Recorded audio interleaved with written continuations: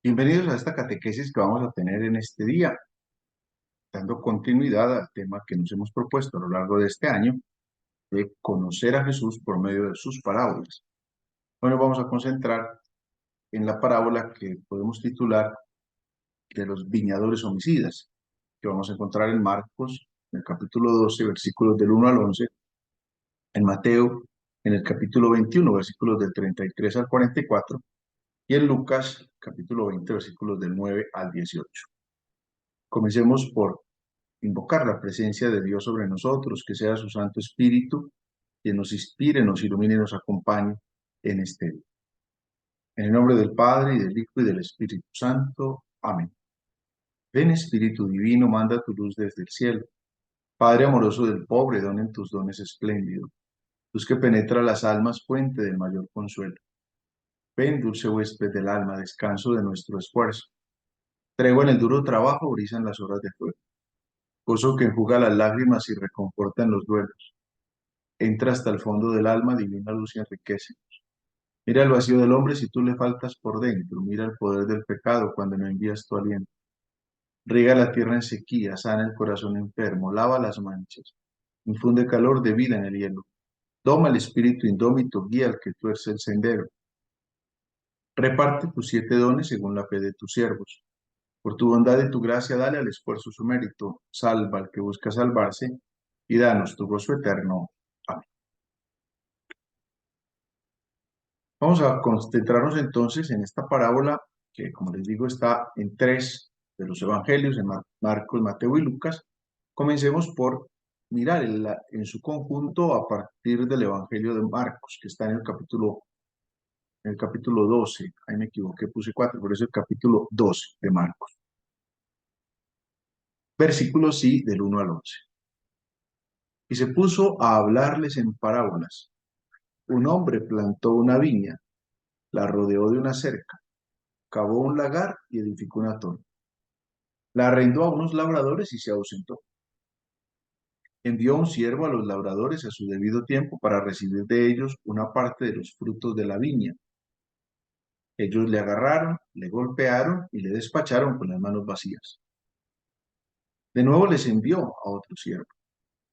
También a este le descalabraron y le insultaron. Y envió a otro y a este le mataron. Y también a otros muchos, hiriendo a unos, matando a otros. Todavía le quedaba un hijo querido. Les envió a este, el último, diciendo, a mi hijo le respetarán. Pero aquellos labradores dijeron entre sí, este es el heredero, vamos, matémosle y será nuestra la herencia. Le agarraron, le mataron y le echaron fuera de la viña. ¿Qué hará el dueño de la viña? Vendrá y dará muerte a los labradores y entregará la viña a otros. Vamos entonces a tratar de profundizar en lo largo de esta palabra, haciendo la sinopsis. Como les he comentado en otras catequesis, pues la sinopsis es la posibilidad de comparar los 3 textos que van a usar la misma parábola. Y así vamos a notar cómo hay unas cosas que son más significativas, o como algunos pequeños detalles cambian, o alguno le agrega algo o el otro le quita algo. Vamos a concentrarnos en esta figura, lo que dice Marco, lo que dice Mateo y lo que dice Lucas. Empiezan los 3 diciendo que se puso a hablarles en parábolas. Escuchad otra parábola. Se puso a decir al pueblo esta parábola. Coge la imagen de un hombre que planta una viña. Y eso está tomado del profeta Isaías en el capítulo 5, versículos del 1 al 7, donde el profeta Isaías toma la figura de la viña y la compara con el pueblo de Israel. Debemos tener nosotros en cuenta desde el principio que el plantío de una viña era distinto al plantío, por ejemplo, del trigo o al plantío de los olivares. Del trigo sale el pan, de los olivares pues sale el aceite de olivo, pues sale el olivo, de donde se extrae el aceite, y luego de la viña sale la uva, y de la uva sale el vino. Esos son como tres grandes cultivos que esta cultura de esta zona pues va a tener que trabajar. Sin embargo, la viña tiene una particularidad, y es que la viña, una vez que se siembra, requiere de unos 4 a 5 años para que empiece a dar. Lo mismo va a pasar con el olivo, porque los árboles de olivo se demoran para crecer. Y hay una cosa particular, si usted poda un olivo, ese año no le da fruto, tiene que esperar hasta el año siguiente para que le pueda dar un buen fruto. En cambio, el trigo, pues sí vemos que es mucho más recurrente en el manejo. Por eso no nos extraña la figura de esta viña. El profeta Isaías en el capítulo 5 nos hace como una descripción de la manera en que se trabaja la viña, cómo hay que escardar el suelo, es decir, arrancar toda la maleza, limpiar todas las piedras que se tienen en el suelo, mover la tierra para poderlo hacer. Pero fuera de eso se requieren algunas realidades, que incluso aquí Marcos y Mateo las mencionan. Si ven, Lucas ni siquiera la menciona. Dice, la rodeó de una cerca, cavó en ella un lagar, edificó una torre. Hace referencia a los elementos básicos que va a poner, que va a ser necesario para proteger la viña. Porque la viña, entonces, si vamos a buscar una significación, pues la viña es el pueblo de Dios. En el Antiguo Testamento es el pueblo de Israel, en el Nuevo Testamento es la iglesia, la nueva viña del Señor. Pero es que de la viña sale la uva y de la uva sale el vino. Y tenemos que recordar al apóstol, al Evangelio de Juan, en el capítulo 15, cuando Juan presenta, cuando mejor Jesús se presenta en el Evangelio de Juan, diciendo, yo soy la vid verdadera, yo soy la vid, ustedes los sarmientos. ¿Por qué verdadera? Porque el vino es el signo de la alegría y entonces hay una referencia a Jesús que es la verdadera alegría. Esta figura de rodearlo de una cerca hace referencia a las, digámoslo así, a las murallas de Jerusalén, a la ley de Dios que protege a su pueblo. Y finalmente, la figura de el lagar y la edificación de la torre, que no deja de ser el signo del templo y del altar, que van a estar propiamente en Jerusalén. Viene la figura del arrendatario, la arrendó a unos labradores. Fíjese que los tres van a decir lo mismo, la arrendó a unos labradores. ¿Quiénes vienen siendo esos arrendatarios? Vienen siendo los dirigentes del pueblo. Y luego aparece una figura, se ausentó. Solo que Lucas agrega, se ausentó por mucho tiempo. Lucas le agrega un poco más de tiempo. Podríamos mirar, en el contexto de la parábola es un acontecimiento normal. En el pueblo de Israel había terratenientes que conseguían sus terrenos, pero luego se iban a sus negocios y arrendaban esos suelos para que algunos labradores los pudieran trabajar. Esa ausencia de tiempo va a marcar lo que vamos a entender como esos espacios que Dios le da al hombre para que realice en su libertad el proceso que tiene. Fíjense ustedes que entonces eh, aparece una realidad en el versículo 2 de Marcos y en el 34 de Mateo y en el 10 de Lucas. Cuando llegó el tiempo, fíjese, Marcos dice a su debido tiempo, Mateo dice cuando llegó el tiempo y Lucas vuelve y dice como Marcos a su debido tiempo.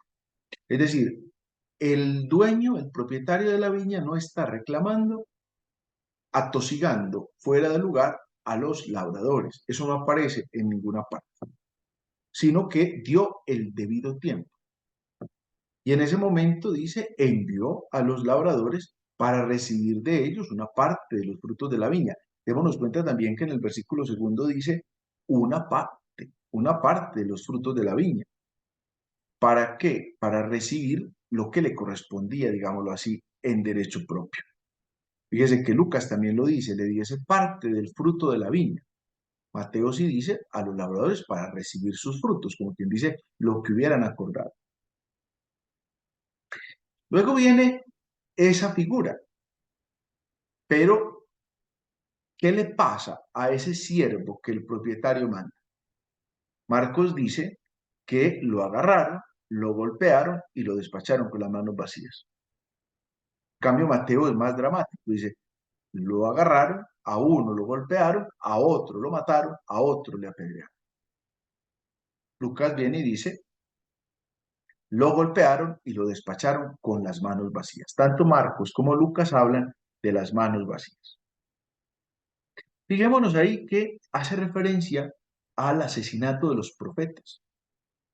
Démonos cuenta que la viña es la razón, pero los viñadores o los labradores que aparecen ahí representan las fuerzas del mal. El episodio de la viña representa lo que es la biografía humana. Se trata de qué madura en el corazón del ser humano, qué hay en el corazón del ser humano. Y cuando llega la hora de responder, pues parece inverosímil esto que está pasando. ¿Por qué atacan a estos servidores de una manera tan cruel?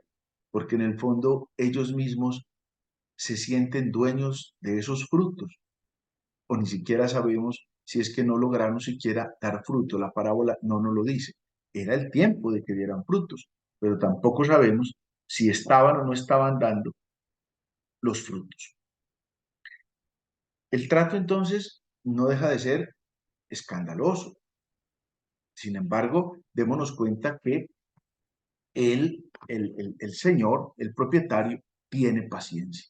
Vuelve y manda a unos servidores. Entonces dice ya en el versículo 4 de Marcos, dice, de nuevo les envió a otro siervo. También a este le descalabraron y le insultaron. En el 36 Mateo dice, de nuevo envió otros siervos en mayor número que los primeros, pero los trataron de la misma manera. Y Lucas dice, volvió a enviar otro siervo, pero ellos después de golpearle e insultarle, le despacharon con las manos vacías. Vuelve y aparece esta figura, incluso en Marcos aparece una tercera vez, envió a otro y a este le mataron, y también a otros muchos, hiriendo a unos, matando a otros. Y Lucas habla también de un tercer envío, tornó a enviar un tercero, pero ellos después de herirle le echaron. Mateo no nos habla sino como de dos momentos en que se envía. Démonos cuenta que sin inmutarse por el maltrato de su primer mensajero, el dueño envía un segundo con la misma misión. El dueño no se desalienta, envía incluso un tercer siervo, como lo vemos en Marcos y en Lucas, y muchos otros, pero vemos que son golpeados y asesinados. La escena termina, digámoslo así, con el último de los siervos que el propietario manda. Y lo comienzo a partir de lo que el Evangelio de Lucas nos plantea, a partir de la pregunta que se hace el propietario. Dijo pues el dueño de la viña, ¿qué haré?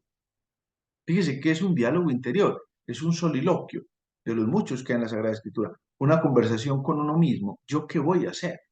¿Qué hago con esta realidad?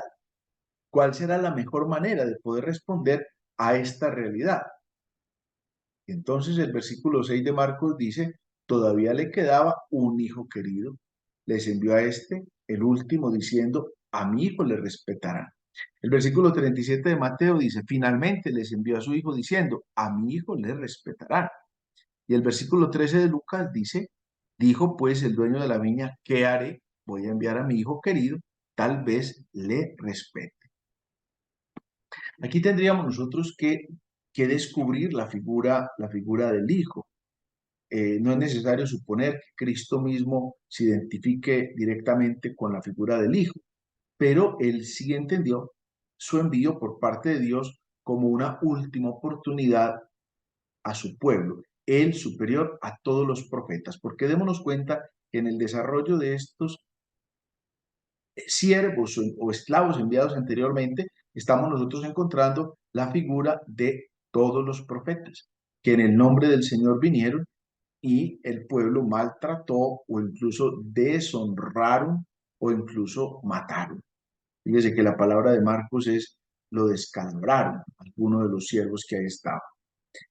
Los siervos son golpeados y luego los mandan con las manos vacías. aquellos que no son asesinados, digámoslo así. Es la figura del hijo la que aparece, entonces, dentro de esos múltiples que sueña o que envía el propietario. El propietario se pregunta, ¿yo qué voy a hacer?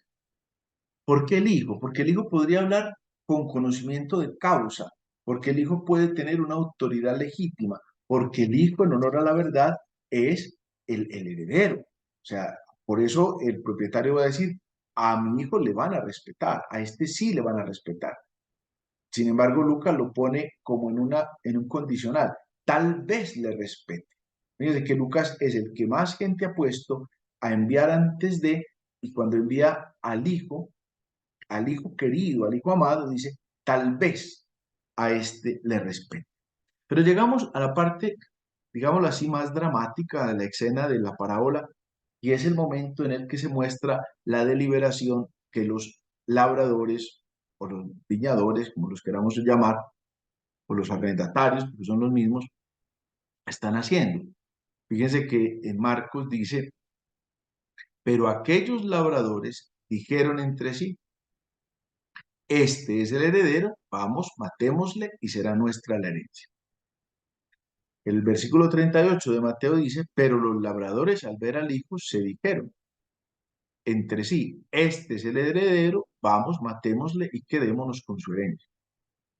Y en Lucas 14, 14 dice, pero los labradores al verle se dijeron entre sí, este es el heredero, matémosle para que la herencia sea nuestra.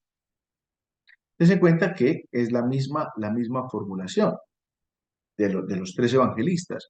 Es probablemente un eco de aquella historia bíblica de José. Acuérdense ustedes de José, el hijo de Jacob.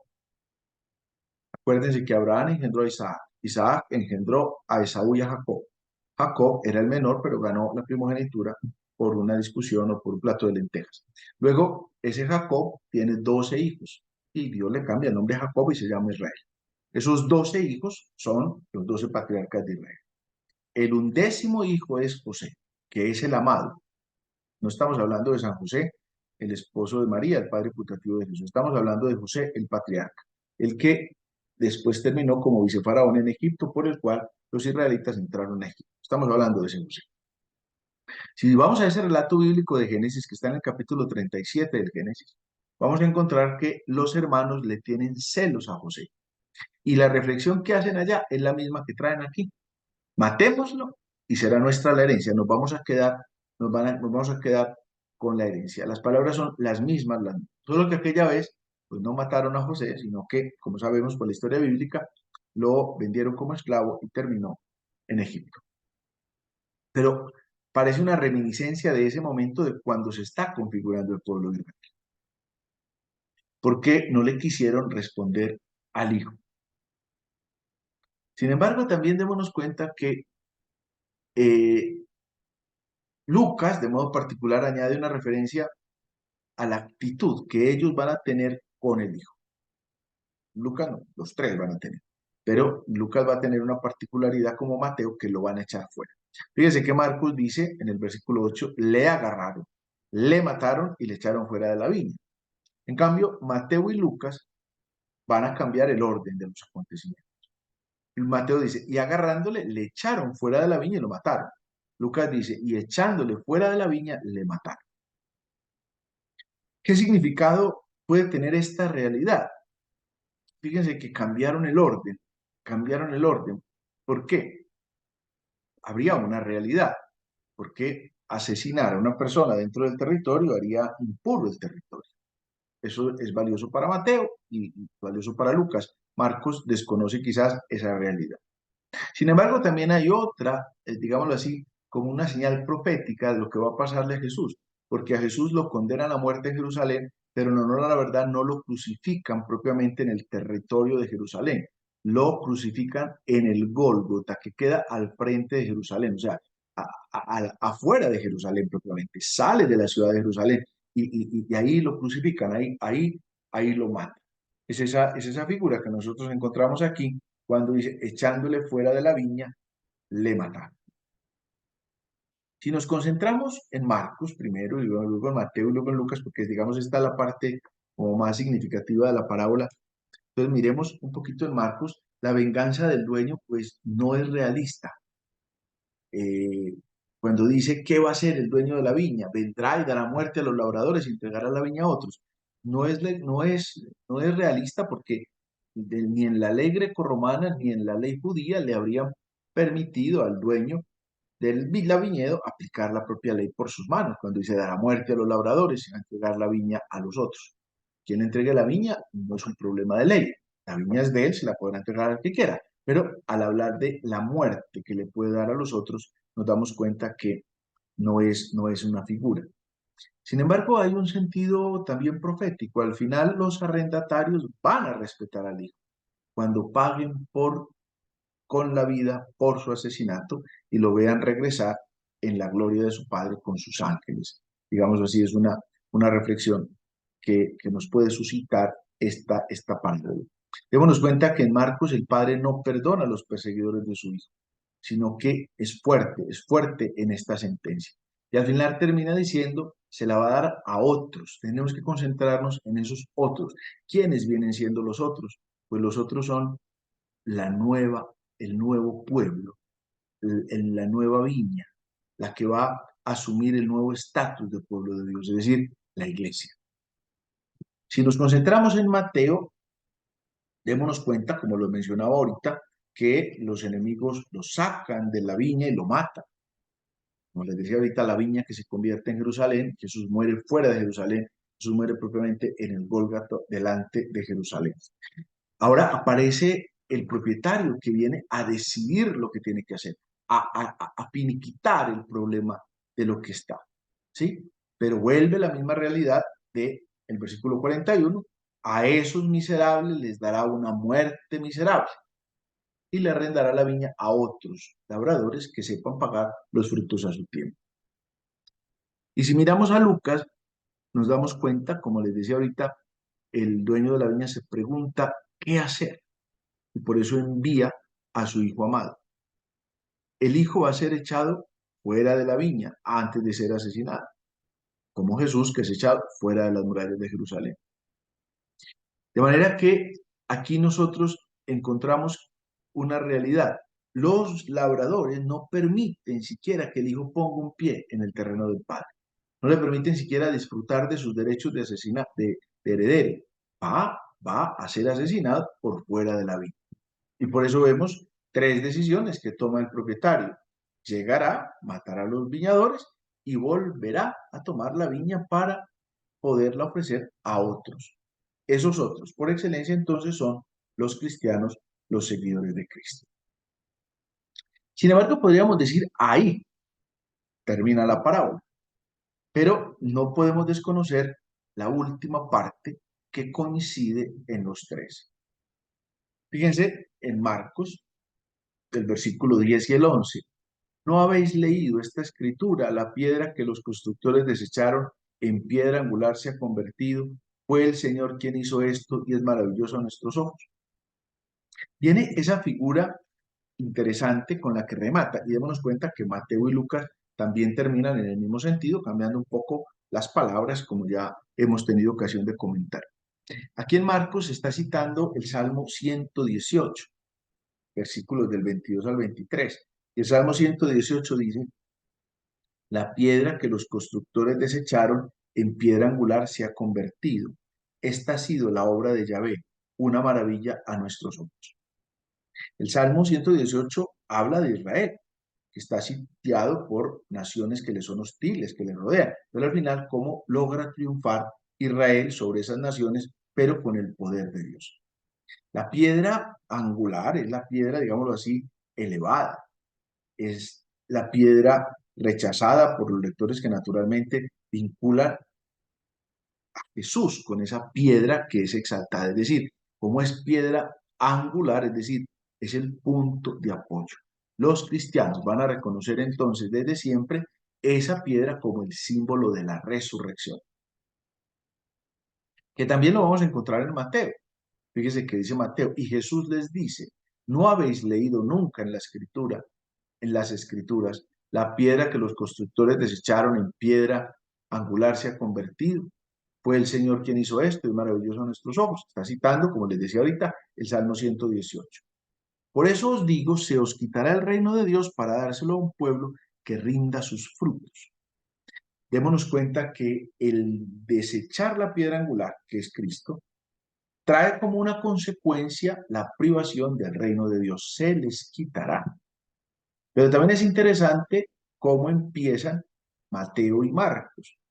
No habéis leído nunca en las escrituras. Y Marcos dice, no habéis leído esta escritura. Como quien dice, los adversarios tendrán que saber a qué atenerse por la escritura. La expectativa del reino de Dios va a estar ligada, por tanto, al aporte de los frutos, es decir, a poder acoger la voluntad de Dios, del Padre en la vida y el pueblo aplicarse a esta realidad. Se les va a quitar el reino para dárselo a un pueblo que realmente rinda frutos. Y finalmente nos concentramos en Lucas, o cerramos esta parábola con Lucas, cuando dice, al oír esto dijeron, de ninguna manera, o sea, los otros como le contestaron a Jesús inmediatamente al versículo 16, pero Jesús, clavando en ello la mirada, dijo, pues, ¿qué es lo que está escrito? La piedra que los constructores desecharon en piedra angular se ha convertido. Esa ya, como les decía, el Salmo 118 la tiene clara. Pero termina con un versículo un poquito confuso. Todo el que caiga sobre esta piedra se destrozará, y aquel sobre quien ella caiga le aplastará. Démonos cuenta que la constitución, la supervivencia del pueblo de Dios depende de las relaciones que se establezcan respecto a la piedra, es decir, respecto al hijo. El que choca con la piedra es el que peca sin la oportunidad de arrepentirse. En cambio, el que es golpeado por la piedra es el que reniega de Cristo, niega la penitencia y como consecuencia ya resulta condenado. Sin embargo, démonos cuenta que Cristo como piedra angular acerca a los dos pueblos. Desde entonces, esa naturaleza de la viña aparece simple y llanamente modificada, porque la viña responde al pueblo de Dios que le es fiel. A este propósito, los invito a leer a Romanos en el capítulo 11, versículo del 16 al 24, cuando San Pablo toma precisamente esta figura y dice, y si las primicias son santas, también la masa, y si la raíz es santa, también las ramas. Que si algunas ramas fueron desgajadas mientras tú, olivo silvestre, fuiste injertado entre ellas, hecho partícipe con ellas de la raíz y de la savia de olivo, no te engrías contra las ramas. Y si te engríes, sábete que no eres tú quien sostiene la raíz, sino la raíz que te sostiene. Pero dirás, las ramas fueron desgajadas para que yo fuera injertado. Muy bien, por su incredulidad fueron desgajadas, mientras tú por la fe te mantienes. No te engrías, más bien teme. Que si Dios no perdonó a las ramas naturales, no sea que tampoco te perdone. Así pues, considera la bondad y la severidad de Dios. Severidad con los que cayeron, bondad contigo si es que te mantienes en la bondad, que si no, también tú serás desgajado. En cuanto a ellos, si no se obstinan en la incredulidad, serán injertados. Qué poderoso es Dios para injertarlos de nuevo, porque si tú fuiste cortado del olivo silvestre que eras por naturaleza, para ser injertado contra tu naturaleza en un olivo cultivado, con cuánta más razón ellos, según su naturaleza, serán injertados en su propio olivo. Concluye, digámoslo así, una reflexión de San Pablo juntando esos dos pueblos, el pueblo de Israel con el nuevo pueblo de Dios que es la iglesia. Porque ya no importa si es hombre o mujer, gentil o pagano, o judío gentil, porque todos son uno en Cristo. Les dejo estas tres preguntas que les pueden servir un poquito en torno a la reflexión de esta parábola tan bonita y tan significativa, y sobre todo en este momento que estamos viviendo la cercanía con la Pascua, la cercanía con el acontecimiento del trío pascual, el tratar de comprender cómo con la muerte y resurrección de Cristo se da la generación de un nuevo pueblo. Los invito a reflexionar en torno a estas tres preguntas que si ven esta catequesis en grupo les puede servir un poquito para comentar a partir de ellas. Nos encomendamos a la Santísima Virgen María, que ella como Madre amorosa interceda por nosotros. Bajo tu amparo nos acogemos, Santa Madre de Dios. No desprecies las oraciones que te dirigimos en nuestras necesidades. Antes bien, líbranos de todo peligro, oh Virgen gloriosa y bendita. Y la bendición de Dios Todopoderoso, Padre, Hijo, Espíritu Santo, descienda sobre ustedes y les acompañe siempre.